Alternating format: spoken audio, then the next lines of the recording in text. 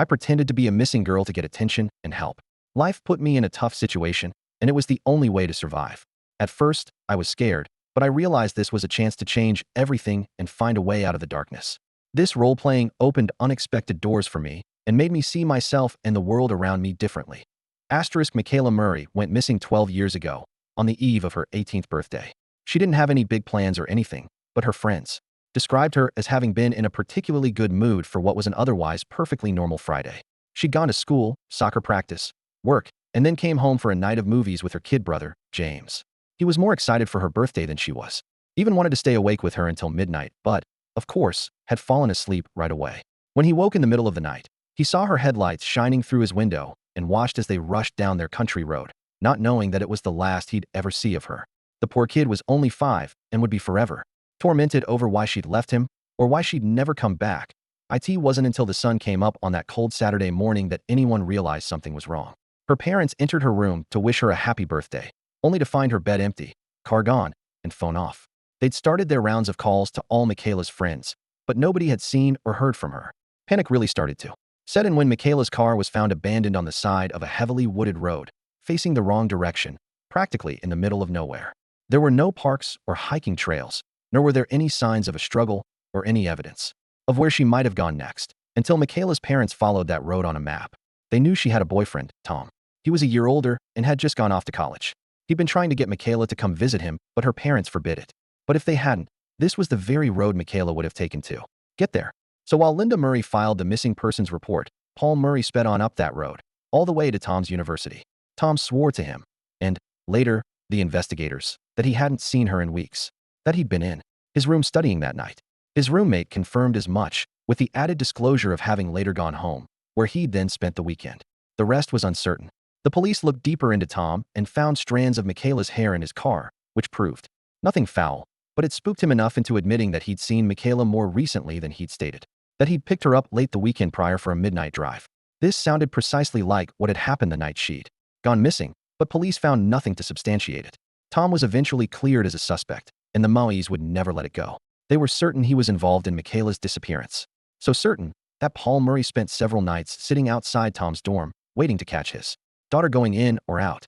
Tom's family wanted to press charges, but Paul had friends in the sheriff's office who'd assured the family that it would not happen again and left Paul with a very stern warning. But being friends with law enforcement only went so far, as the case would soon go cold, with days, weeks, and months passing by without any further updates. The public moved on, while the people in Michaela's life were left with this dark cloud of uncertainty, wondering what had happened to her. If she was out there somewhere, alive, and she was about to return home after more than a decade gone. Because I'm Michaela Murray, and I ran away that night to start a new life.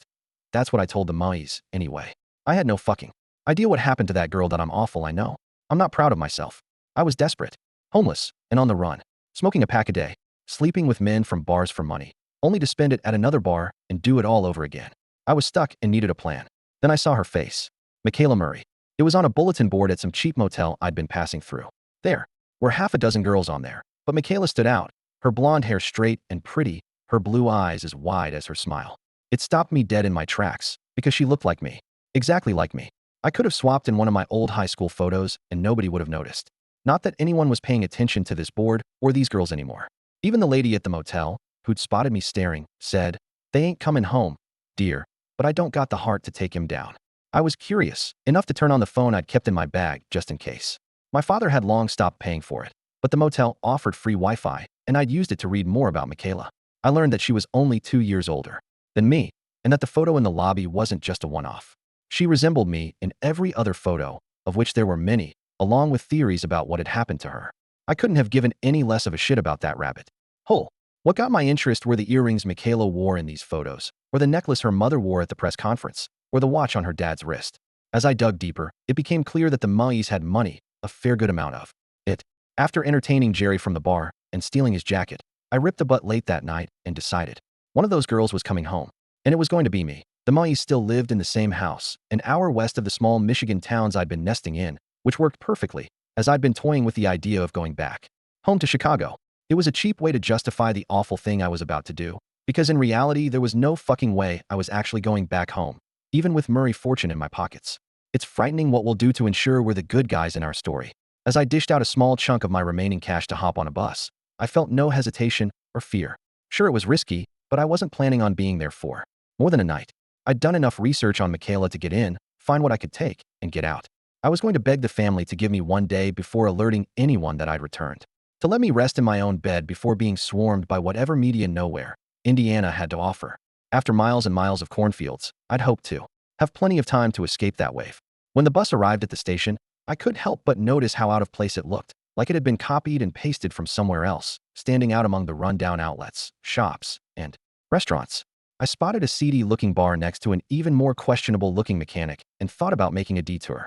I needed a drink, but I couldn't. I had to make sure not to talk to anyone. I couldn't risk being mistaken for the town's longest missing girl. Not here, not now. So when an older man approached me outside the station as I smoked one last cigarette, I'd panicked. He asked if I could bum him one, said that he really needed it. So I did, just to make him go away. Then he started rambling on about his car having broken down in this shithole and how he was stuck here until they fixed it. He told me his name, and then asked me my mine. I told him it was Abby. It's not. He said I'd reminded him of his niece back in Iowa, something I pretended was interesting. Maybe I can pretend to be her too, I thought. When I finished smoking, I wished him luck and set off for what I came here to do. I shoved the rest of my cigarettes and lighter deep into my backpack, along with my real identity, and when I turned down Lincoln Avenue, I was no longer me or Abby. I was Michaela Murray. The Murrays lived a pretty secluded life.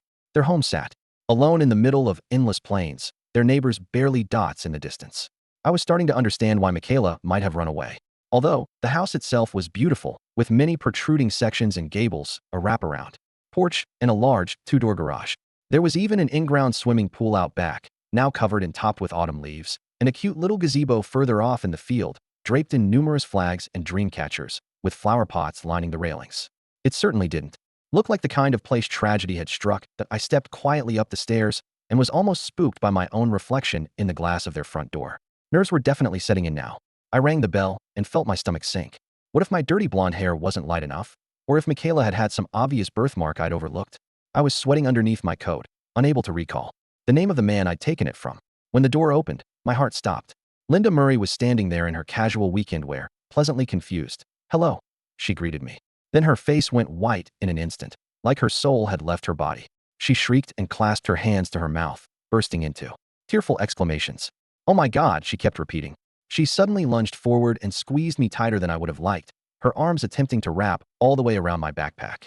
I stood there awkwardly, bracing all of her weight onto my mind, as she surely was about to collapse. The dog at her legs was barking madly, and as Linda's tears dropped onto my back, all I could think about was how pissed off I'd be had I gotten caught, because the fucking dog didn't recognize my scent. "What is it, Linda?" "Michaela's." Dad called from somewhere inside. He soon appeared in the doorway, his button-up tucked into his jeans, and when saw my cold, pale face poking over Linda's shoulder, he stumbled back. "What is this?" he gasped. His eyes went wide, and his bushy gray mustache twitched. The dog was still barking, reminding me that I was in fact a stranger in this house. That I smiled and said, "I'm home, Daddy." I was trying to make myself cry, and if Linda had squeezed me any harder, I just might have. She held onto my sleeve as we let go, as though afraid her daughter would run off again. Paul Murray was still staring at me in disbelief, when something shifted in his face, and he stepped forward. "Come here, baby girl," he uttered. Linda passed me off like a toy she did not want to share. Paul pulled me into his arms and held even tighter than she had. We rocked back and forth for a moment. "I can't believe it's you," he whispered. Linda rushed for the door and yelled inside, calling for her son James. "Come inside, baby." Paul beamed as he released me, keeping a hand on my back and beckoning me inward. "It's cold, come." We moved into the foyer where Paul asked to take my coat, which I happily handed him. Now that I was inside, I could practically smell the bar on it. "Your bag, sweetie?" he added. That I shook my head and said, "No, that's okay." He made a face, and I worried it was suspicion, and then worried more that my worrying was the only thing suspicious. I had to settle down. I nearly jumped when Paul turned the locks and hit a button on the alarm system. It chimed, louder than I would have expected. I wondered if all this had always existed or if it was a result of their daughter having slipped out one night, never to be seen again. One of her coats still hung on a hook by the door, untouched after all these years. Now mine hung next to it. Well, Danny's, or whatever it is. We moved even further inside. I was blown away by how nice this place was, so much so that I'd slipped and let it show. Nothing in this house was supposed to be surprising to me. It was hard not to be impressed by the high ceilings and bookshelves, or the many sofas beside a grand marble fireplace, or the fact that this was just the room that branched off to all the other rooms, one they'd probably hardly ever used. As I continued to survey my surroundings, a figure high above caught my eye. It was James. He looked down over the railing and looked more flabbergasted than anyone to have seen me. At 17, he was now the same age his sister was when she vanished, only much taller, but with the same baby face. Look, James. Look who it is. Linda cried joyfully. It's Sissy. Come give her a hug. I wanted to puke. James didn't move right away, and when he did it was this slow, cautious crawl. I figured surely, of all people, I'd have been safest around. James. After all, he'd hardly ever known his sister. Yet the baby blue eyes behind his jet black hair were piercing into mine, searching for the girl he so dearly missed. I couldn't think of what to say to him, and was distracted by the feel of the cigarettes in my bag. I needed one. Hi, was all he mustered, stopping at the foot of the stairs. Hey Goober, I replied. I had no idea if that was something Michaela ever called him, but neither had anyone else. James and I then did something resembling a hug and let go. Linda looked on, face red, still overcome with emotion. Paul was smiling at us. Let's go sit, yeah? He suggested. You look exhausted. He wasn't wrong. I couldn't wait to sit down. There probably wasn't a piece of furniture in this place less comfortable than the mattresses I'd been living on for the last decade. I held in my amazement as we marched from room to room, deeper and deeper into the house. Linda was still, exhaling this stuttered, painful sob, and kept reaching to touch me in any way, a hand on the back or a light brush of the hair. It was annoying, but then again I'd never learned how to have a mother. When I shrugged Linda off, she looked heartbroken. It was at that moment that I finally began to feel like the asshole I knew I was. After passing through the kitchen and down another hall, we stopped in their second, larger living room. It was very open, the ceiling reaching all the way up to the third story, with photos lined as high as a ladder could reach. I followed Michaela's progression of school photos, remarking how eerily similar they were to mine, and how they were one photo short. There was an upper level beside us, where a grand piano sat in one corner, and a bar in the other, separated by yet another fireplace. I imagined how nice a Christmas tree must have looked in here, even during the day with the natural light coming in through the sliding glass doors to the back porch. Each Murray dropped onto a separate couch on the lower level. Paul gestured for me to sit next to Linda, who, of course, was eager to be next to me. James was slouched directly across, staring down at the ground. The rest of us were darting our eyes, waiting for someone to begin. Paul cleared his throat. Let me just start by saying that we're not mad. Linda was nodding feverishly in agreement. Paul went on. We just want to know what happened. Something inside my gut wrong. If my actual dad had showed even an ounce of this concern, I might not have run away myself. Instead, he took his brother's side. My abuser did. I dropped my head. I needed to get out of here. I felt trapped. I didn't mean to hurt anyone. I just didn't know what else to do. I'm really sorry. It certainly wasn't Oscar-worthy, but I wasn't playing the long con. I only needed to be passable long enough for me to swipe several of the items. We'd passed along the journey to this room. Paul nodded slowly, gazing off somewhere over my shoulder. Okay, was all he said. It was somehow worse than anything else he could have said. For all I knew, Michaela had had a great life here, with a loving family. Now I was making them feel responsible. Each of them was staring off somewhere, letting my story sink into their minds. I wanted to sink into the couch. Where did you go, Michaela? Linda suddenly wondered. Paul leaned forward. No, Linda. It's okay. She's not a little girl anymore. That's her business. Listen, baby girl, we don't have to talk about it if you don't want. All that matters now is that you're home, and you're safe. He reached for my hands and held on gently. It was strangely comforting. For the first time in my life, I'd felt cared for and safe. In my short time there, I'd completely flipped my thinking. What if Michaela was just another stupid teenager rebelling against parents who were only trying to protect her? What if she'd sneaked out to celebrate her 18th birthday with her college boyfriend at some frat party? What if he slipped something into her drink? Or if she got too experimental? What if someone offered her something she'd never tried before, and she took it? To be cool? To show off in front of her college boyfriend's college friends? I'd spent my whole life wishing I had hers. What if she'd just left it? You know what? I have an idea, Paul said with a clap. Linda, why don't you go out and get stuff for pork sandwiches? I'll cook up some tater tots. Yeah. He was looking at me with raised eyebrows like I was supposed to know what the fuck he was talking about. So I pretended to. This must have been some sort of Murray tradition or Michaela's favorite meal. That sounds great, I replied. I tried to smile at James, but it was clear he wasn't ready to forgive his sister for abandoning him. Linda hopped up. Michaela, sweetie, do you want to come with me? I hated how often she was saying her name, and how she spoke to me like I was fived up before I got a chance to respond. Paul chimed in. Hun, let her breathe. Run to the store. I'll get things started here, and you, he said to me, go rest up. It's going to be crazy here by tomorrow. I just want to have one night as a family first. I could not have agreed more. Everything was going exactly as I had planned, maybe better. There was a really shiny, diamond-studded vase across the room calling my name, right next to an autographed jersey of some football player I'd never heard of. I was going to walk out with one while wearing the other. Go on up to your room. Paul said to me. We'll come get you when it's ready. Linda pulled me in for another hug and kissed me on the side of the head. She looked over at James and saw that he was looking rather lifeless. She caught his attention and made a tipping motion toward her mouth, to which James replied, "I took them already."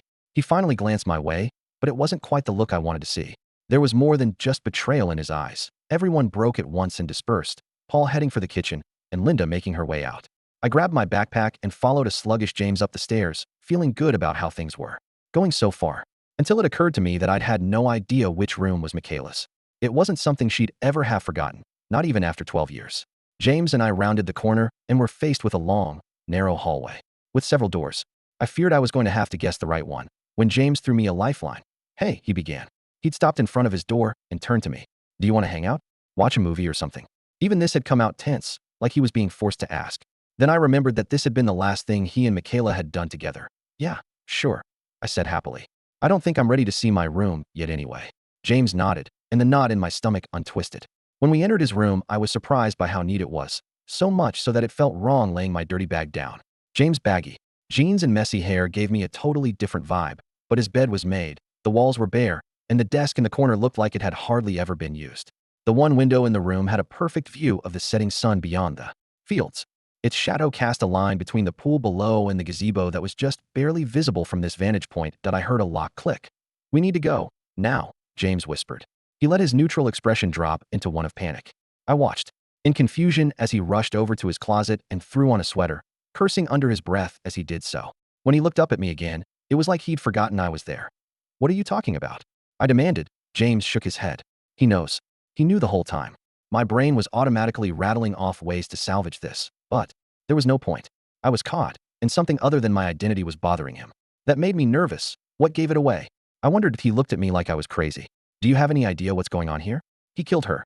He buried her." My heart stopped. What? That wasn't in any of the theories I'd read online. Like everyone else, I had been so sure it was the boyfriend, Tom. It was obvious. But the look of fear washing over James' face was hitting me as well. "How do you know that?" He took me by the arm and dragged me to the window. "Look," he spat with an outward finger against the glass. Far beyond the covered pool sat the gazebo, lifeless and weather-worn, with noticeable chips in its white paint. Only its right side was visible from behind the rest of the house. I could see the flags encircling its beams, waving calmly above a row of gardening supplies. James was breathing heavily as he stared out at it, his eyes fixed, even as he spoke. "He built it right after she disappeared, and we're not allowed to use it. Calls it his garden. I climbed it once when I was 10 and he beat the shit out of me. But I've seen him out there at night, a couple times, spraying the plants, fixing the dirt. And look," he hurried to his dresser and rummaged through before pulling something out and jamming it into my gut. I reached down. It was a dirty, purple bracelet, all stretchy and rubber. It had Michaela's name on it. I played with it in my hand. "Remy dug that up last year," said James. "Dropped it right at my feet. And I remember it. I remember her wearing it that night." I stared at it and let it slide down onto my wrist, trying to find any counter to his theory. "You saw her drive off," I reminded him. "I saw her car drive off." There was a voice in the back of my mind telling me he was delusional, but the voice that believed him was louder and much more afraid. I watched, mouth agape, as he struggled to tie his shoes. He kept messing up and starting over, spitting more curses under his breath. My thoughts were swirling. "James, why haven't you called the police?" "Because I can't." It was louder than he'd intended. He stood up and recollected himself. "My dad is friends with the sheriff. If a cop pulls up, he'll kill us. If I run, he'll kill my mom. I don't even think she'd believe me." I put my hands up to quiet him, but the fearful cry he'd been holding in had burst out.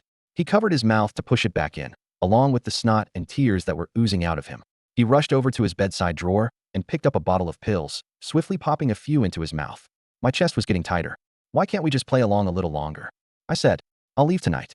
If we go downstairs, we're dead. We were dead the second you got here. The police, the news, they'll all be here tomorrow whether you're here or not. They could find her. I could tell them.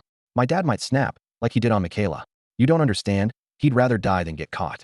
And he'd take us with him. I know it. So we need to go. Out the window. Now. We'll just run." At that point, it no longer mattered to me if James was right or if he was out of his fucking mind. I wanted to get out of there. I looked out the window again. It was starting to get dark. I would have preferred a more casual escape over jumping off the roof. But if what he was saying was true, then we had no choice. I was craving a cigarette more than ever, and that alone was almost enough to get me on that roof. "We could take a bus," I said. "It's how I got here. It's only a couple miles that way. I know where it is. We just have to stay off the roads.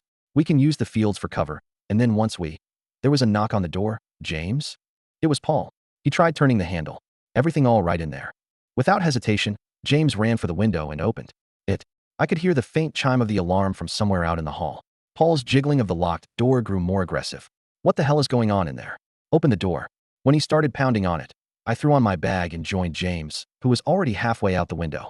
Together we scurried on the roof, hopped onto the back porch, and dropped down onto the rather large portico above the back door. I'd almost fallen down the side, but James held me up. A loud crash came booming from back up in his room. I looked up. Don't stop, James yelled. He jumped first onto the lawn, and I followed. Both of my feet and knees took the impact hard, the ground underneath the autumn foliage deceptively solid. James helped me up, and we took off running. Against his advice, I looked back and saw Paul peeking out James' window. He shouted to us and then disappeared. James had already separated himself a good distance from me. I kept pushing my legs as he called back for me to do so, my backpack bouncing off my ass with each stride. There was a road in the distance, the same road I'd trudged along to get here. I could see where it met the orange and purple sky. It felt like it was never getting any closer. A gunshot rang loud, ripping across the plains. Paul was now standing by the back door, aiming a rifle in our direction, his cries chasing us behind the gunpowder. Another bang, and my legs buckled. When I'd reached the gazebo, I hid behind it to catch my breath. There was a sharp, debilitating pain in my side. I held myself up on one of the railings and thought I could feel my heartbeat vibrating against the wood. I swore if I'd survived this, I would quit smoking. I peeked around the corner and saw Paul hurry into the garage, James calling out for me by the road. But as I stood there frozen against the gazebo, flags caressing my shoulder, I thought about the girl buried underneath. What if James was right? What if nobody ever found Michaela's remains? What if we didn't make it out of there and nobody ever knew? I thought of my own story, unheard and not believed. When I told my dad what my uncle had done all those years, he hit me. I couldn't let this story stay buried too. I took out my lighter and lit a flag, and then another. The fire burned slowly, picking up quick as it caught onto more flags and dream catchers, then down to the plants below. I stumbled back and watched the flames spread and dance along the darkening sky. I hoped, at the very least, it would be a distraction, and more so enough to attract law enforcement. I could hear Linda's shrill voice crying out at the sight of it. She'd rushed around the side of the house with groceries in her hands, calling out for her husband who had just sped off in his truck. He was coming. I made one last dash for James, who was impatiently waving me on. He took my arm and led me across the road his father would soon be turning onto. We slipped into the cornfield and kept going until we heard the roar of an engine pass by. We froze until there was nothing but the wind, the pain in my side still nagging me. As dark as the sky had rapidly grown, it was even darker in that field, the corn towering over us, clinging to life as much as we were. Paul's headlights were shining through from not much farther ahead. We waited in terror for a crunch, or a shout, or, ideally, for the truck to zoom off. Another gunshot rang high into the air. I gasped and had to cover my mouth to quiet my breathing. "What are you doing with my son?" Paul called in a sing-songy fashion. We could hear him walking about over the sound of his engine purring. "Where the fuck are you?" His footsteps wandered around, farther, closer, then farther again, separated only by the sound of swishing corn as he searched randomly along the outer edge. There was a pause, followed by a door slamming shut. Paul's truck whirled and sped back down the road. I exhaled as James tugged on my arm and instructed to keep going. We pushed through more corn and followed along the road as best as we could. I never would have imagined being in this situation when I'd walked down it earlier that day. Now I was wishing I never had. Sirens suddenly wailed nearby and eventually rushed past us. The glow of the flames had grown noticeably brighter in the distance, the smoke visible high above the fields. "Holy shit," James gasped. "Come on, we need to keep moving. Are you okay?" "Yeah." I wasn't. We shuffled farther through the corn, shoving it aside more aggressively as we went. I could hardly see more than a few feet in front of me. After a while, we could hear a steady buzz of passing vehicles, indicating that we'd reached the city, but also the end of the cornfields. We stepped out onto a road and into the glow of street lights. I felt like I could breathe again, for just a moment. "You ready?" he said. "We gotta move quick, but we gotta blend in."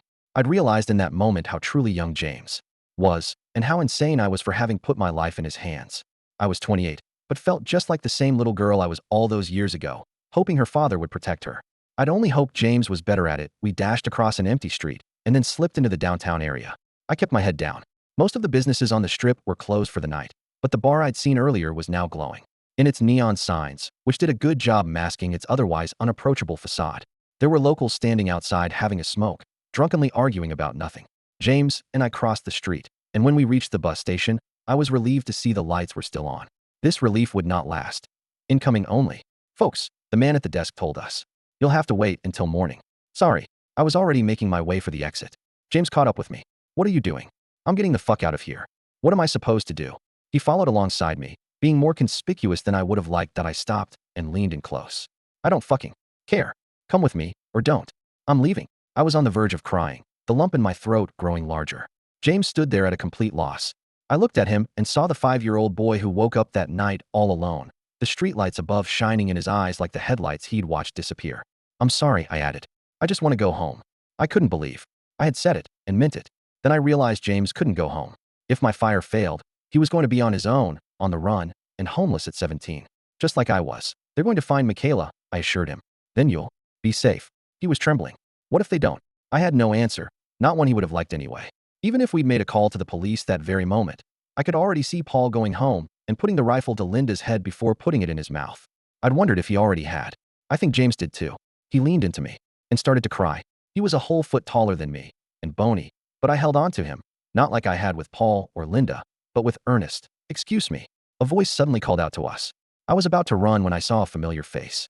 The old man I'd smoked with earlier was approaching us from the mechanic's lot next to us. His face twisted when he recognized me back. Oh, it's you, Abby, right? Everything all right over here. James and I looked at each other, but said nothing. An idea crossed my mind. Actually, no, sir. We're stuck here too. The man, whose name I'd forgotten, grinned. Huh, well, car's fixed. I'm about to head out if you guys need a lift. Where you headed? Anywhere, I begged. His smile faded. Right? Okay, sure. That's fine. I'm gonna be driving. West down 80 for a while, if that works for y'all. Yes, I said. That's perfect. James and I followed the man back to the lot and hopped into his old station wagon. I took the front. I thanked the old man repeatedly, even offered him gas money, but he refused it. Said he was happy to help. He introduced himself to a catatonic James in back, reminding me his name was Frank. My eyes kept darting between Frank's and the rearview mirror he was periodically checking. James was huffing short, panicked breaths.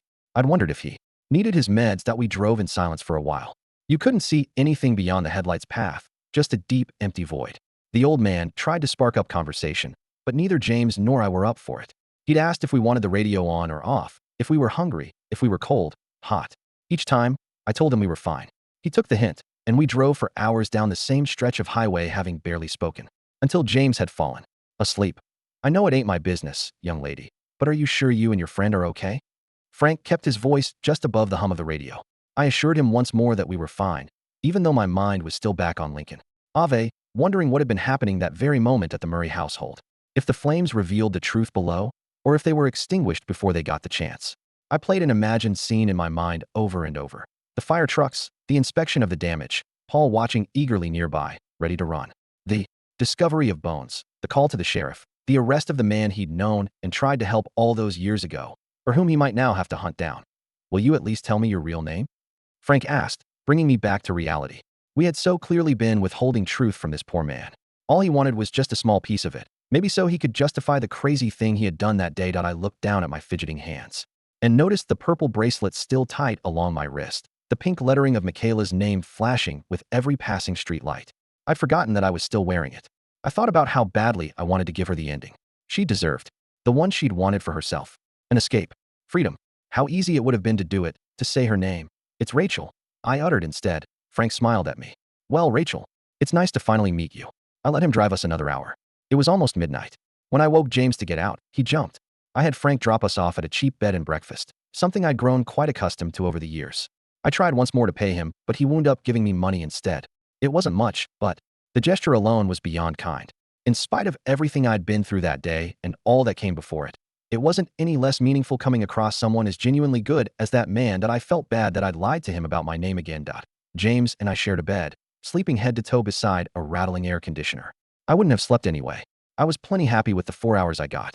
When I woke early the following morning, I stepped outside for a cigarette and enjoyed every moment of it. I'd quit another day. James was sitting up in bed by the time I went back inside, his hair an awful mess, his tired eyes red. He'd asked me what our plan was. He was impatient, and I understood. I told him that we should eat breakfast first and figure it out from there. It had almost been an entire day since I'd eaten last. When we entered the dining area, we saw that there were only a few other guests inside. I still wanted a table and back, but James insisted we sit by the bar where a TV was playing the news. I gave in. He was worried about his mother, and I couldn't blame him for that. I'd have been worried about mine too if she were still alive. I was really hoping this aspect of our lives remained different. James was glued to the TV, even as the waitress came and took our order. You're going to drive yourself crazy, I told him as she walked away. He shook his head at me and kept his eyes fixed. We sat in silence as we waited for our food and potential news. Your coat. James suddenly recalled. You left your coat at my house. I laughed, to which James blinked.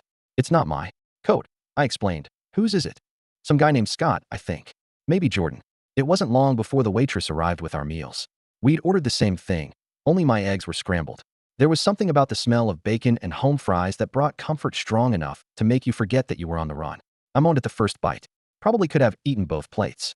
I even thought I saw a moment of calm in James' face as he ate. The TV caught our attention. Thank you, John. Authorities say they responded early last night to a fire in one very familiar Indiana home. The home of Michaela Murray. James nearly fell out of his seat. I dropped my fork and a home fry fell on the floor. Missing since 2008, Michaela's disappearance was one that rocked the small town of Millersburg, Indiana, but left many hopeful that she was still out there, listening.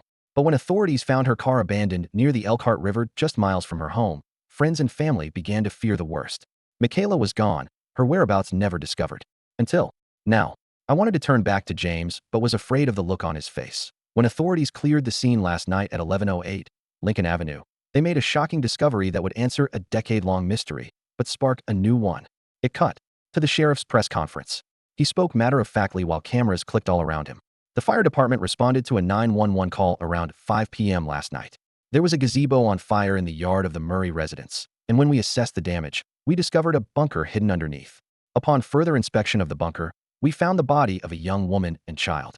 We've indeed confirmed the woman to be Michaela Murray, but have no further information at this time. James squealed. They found her. I ignored him, my face sunken. Waitresses and patrons were noticing our panicked state. Something wasn't right. She'd been buried under there for so long. There shouldn't have been much to find. And a child. It is believed that Michaela had been held captive inside the bunker since that fateful day 12 years ago. Until last night when, tragically, both she and the child suffered fatal smoke inhalation resulting from the fire. Authorities have yet to confirm the identity of the child or who started the fire. Michaela's mother, Linda, is being questioned by police while federal officials search for her father, Paul, and brother, James, both of whom are now missing. If you have any information on their whereabouts, please call this number and stay tuned for more on this story. I couldn't feel my body. I turned around and stared down at my shaking hands on the table, the world caving in on me. What happened? James cried. His breathing was heavy, his eyes bulging out of their sockets, staring at me. Bewildered, I finally looked at him. I killed Michaela.